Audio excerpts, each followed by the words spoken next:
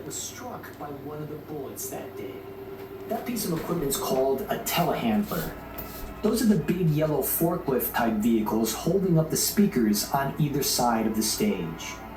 One of the bullets struck the south telehandler's hydraulic line, which caused hydraulic fluid to spray out and the speaker array to come crashing down.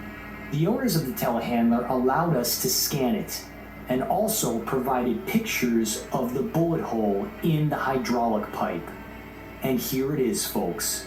The only bullet hole from the Trump assassination attempt that has ever been seen by the public. A lot of people, including the FBI, have been hiding this from you. The FBI actually cut that hydraulic line with the bullet hole out and seized it as evidence, but the telehandler's owners took this picture before the FBI got there. So why would the FBI want this bullet hole hidden? It doesn't make sense. But actually it does, because that bullet hole contradicts the FBI story that all 6 bullets originated from the north towards AGR. And here's how. Look at this footage of the hydraulic fluid spraying out of the bullet hole again. See where the spray goes? It goes back towards the barns behind the stage. It doesn't go towards President Trump. The U.S. Secret Service sniper team leader on that barn, in his transcribed interview on page 140, says, quote, apparently a round had hit one of the hydraulic fluid hoses that was holding up the screens and speakers. It sprayed all over top of us.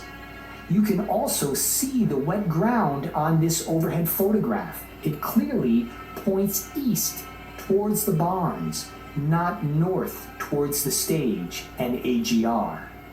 How is it possible that a bullet fired from the roof of AGR makes a bullet hole in a hydraulic pipe that sprays fluid in a completely different direction? Doesn't seem possible, does it? But if the bullet that made this hole came from the direction of the barns, then wouldn't someone have noticed? Well, yes, in fact, 2 people noticed it, and they're actually 2 highly trained experts.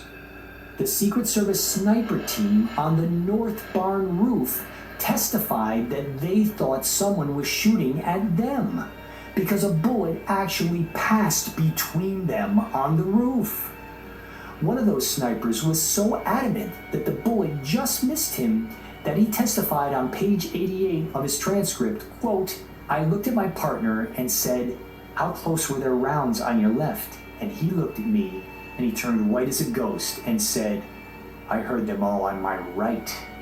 Those rounds were snapping right between us. I'm telling you that I could have reached out and smacked these projectiles out of the air with my hand. They were that close. I could feel the pressure difference in my eardrum as these rounds passed. Ladies and gentlemen, one of those rounds was most likely the bullet that struck the telehandler. And if it passed between the 2 counter snipers, it could not have come from the roof of AGR. They're too high up. If the sniper on the roof of AGR was shooting at the counter snipers and missed, those bullets would have gone high in the air, not down towards the telehandler. Those shots had to come from the tree line to the northeast. And if that's true, ladies and gentlemen, there are at least 2 shooters on July 13th. And at least one of them is still out there. All right, so the big question is, why don't we know any of this before now? Before this movie, Who Shot Trump? I hadn't heard any talk about the Secret Service agents who had rounds flying by them testified before Congress, as you saw there. I want to bring in now the executive producer of Who Shot Trump, JD Wilcox, is with us. JD, welcome back to the program. Great to see you again.